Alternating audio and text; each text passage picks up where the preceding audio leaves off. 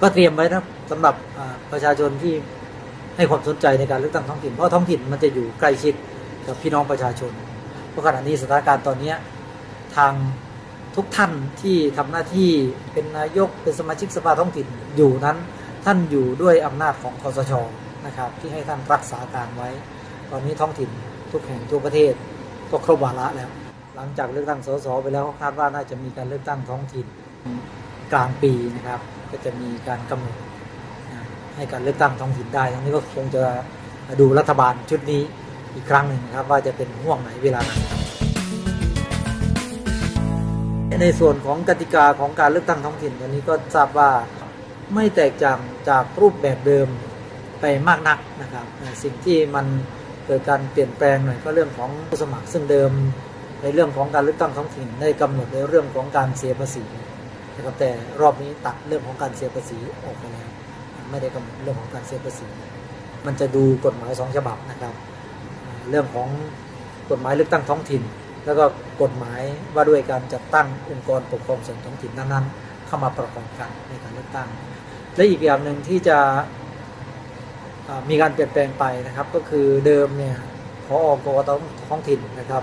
เราจะให้ปลัดองค์กรปกครองส่วนท้องถิ่นนั้นๆนะทำหน้าที่คราวนี้ก็มีเหมือนเดิมนะครับแต่จะมีข้อแม้อยู่นิดนึงว่าหากปลัดองค์กรปกครองส่วนท้องถิ่นนั้นๆไม่สามารถที่จะปฏิบัติหน้าที่ได้ทางกกต.เองก็จะแต่งตั้งข้าราชการอื่นไปทำหน้าที่แทนกกต.ท้องถิ่นนะครับเกมการเลือกตั้งก็จะมีกกต.ท้องถิ่นก็จะมาจากข้าราชการที่อยู่ในพื้นที่นั้นนะครับมาช่วยในการบริหารจัดการในพื้นที่ในท้องถิ่นในส่วนของภาคปฏิบัติไม่ว่าเรื่องของการแต่งตั้งกรรมการประจำหน่วยในเรื่องของการจัดวัสดุอุปกรณ์ในหน่วยเลือกตั้งการอบรมกปน.การรับสมัครอันนี้จะเป็นหน้าที่ของ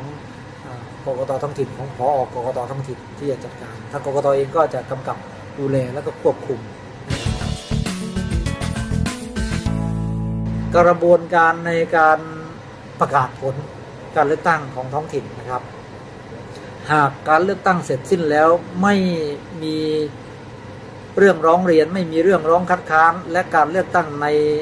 ในท้องถิ่นนั้นนะครับไม่มีการทุจริตเกิดขึ้นนะครับกกต.ก็จะต้องประกาศผลรับรองการเลือกตั้งภายใน30 วันนะครับหากมีเรื่องร้องคัดค้านหรือมีเรื่องทุจริตเกิดขึ้นนะครับในองค์กรปกครองส่วนท้องถิ่นที่มีการเลือกตั้งนั้นกกต.เองก็จะต้อง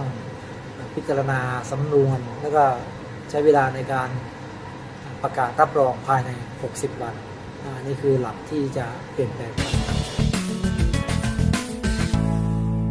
พี่น้องประชาชนที่ติดตามอยู่ก็คงจะเตรียมความพร้อมที่จะลงสมัครรับเลือกตั้งท้องถิ่นก็ขอเชิญชวนพี่น้องประชาชนนะครับการเลือกตั้งท้องถิ่นนั้นเป็นเรื่องใกล้ตัวในการพัฒนาท้องถิ่นของเราเองนะครับให้ท่านนั้นมีความผูกพันกับตัวผู้สมัครท่านจะต้องไปใช้สิทธิเลือกตั้งทุกครั้งนะครับไม่ว่าจะเป็นเลือกตั้งท้องถิ่นหรือเลือกตั้งระดับชาตินะครับท่านจะได้เห็นความเปลี่ยนแปลงของชุมชนในบ้านเรานะครับถ้าท่านเลือกคนที่มีนโยบายดีที่จะมาพัฒนาท้องถิ่นของเราก็จะอยู่ดีกินดี